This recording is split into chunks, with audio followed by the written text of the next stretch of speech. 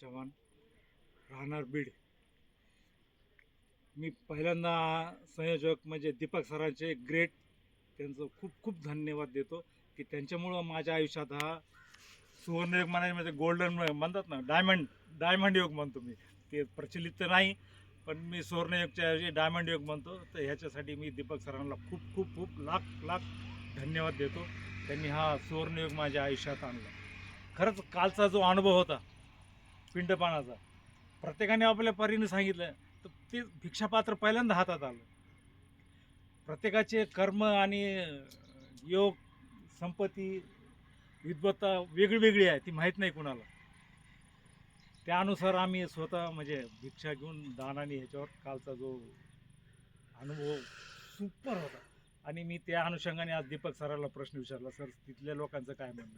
तर त्यांनी जो आयोजक होते त्यांना फोन लावला आणि फोन ओपन केला व्हाईस. तर त्या एरियात पण इतकं बदललं की त्यांनी आतापर्यंत एवढा मोठा संघ पाहिलाच नव्हता कधी. आणि ते जे दान केलं तर त्या सगळ्या कुटुंबाला, त्या एरियातल्या 2 कॉलनीतल्या लोकांचं वातावरण भरलं. तिथं जे नास्तिक लोक होते ते सुद्धा बुद्धाच्या प्रती आस्तिक झाले, खूप आस्तिक झाले. त्यांच्या सुद्धा आयुष्यात हा एक नवीन प्रकार होता. हे घडलेल्या घटना आत्ताची जस्ट रिसेंट. दीपक सरांनी फोन लावला आमच्यासोबत 2-4 लोक, तिथून त्यांच्या जो वाणी म्हणून जे आयोजक होते त्यांनी ही शब्द बोलले आम्हाला की असं असं झालं. खूप खूप तुमचे धन्यवाद. तुम्ही पुढे आमच्याकडे स्वागत वगैरे वगैरे जे काय असेल असं. म्हणजे कालचा जो योग होता, जी प्रभात फरे होती, जी डिसिप्लिन होती, जी शिस्त होती, एक बुद्ध वगैरे हे तर सगळे बरेच जण आपापल्या परीने कोळून पेलेले आहेत. हे काय ते काय, अभिधम्मा काय ते काय वगैरे वगैरे. पण हे जो हा आला, हे सांगण्याचा उद्देश की ज्या माणसामुळे आलं त्याचं मी इथं उदो केलात आणि ते सगळ्यांनी करायलाच पाहिजे. तो योग आहे. दीपक सराच्या बद्दल सांगायचं तर खूप काय आहे, ते सांगतो थोडं. पण हे जे तुम्ही आलात, तुम्ही इथून आता शिवर उतरून परत जाल, तर जाताना काही गोष्टी घेऊन जा. मोबाईल वगैरे आता वापरा, फोटो वगैरे घेऊन जा, पण दाखवा आणि धम्माचा प्रचार करा. धम्म खूप ग्रेट आहे, जगात सर्वात श्रेष्ठ म्हणजे हेच आहे.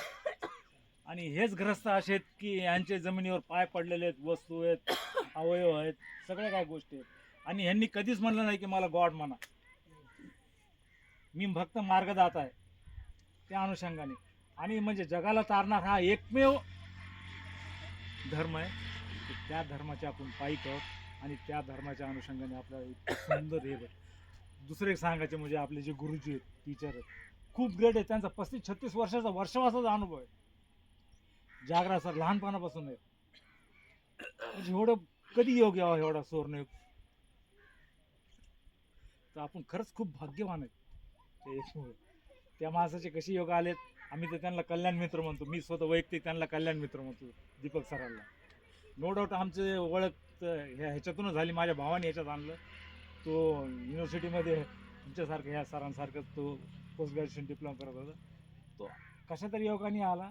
मी कसं तरी जुळलो, काय ते वेगळे कारण ते इतकं डिटेल आहे. पण त्यांच्याबरोबर मग मी बाहेर देशात गेलो 2-3 दिवस. ते वेगळे वेगळे अनुभव असतात. तर कसं वाटलं दशशिलामध्ये आपणास?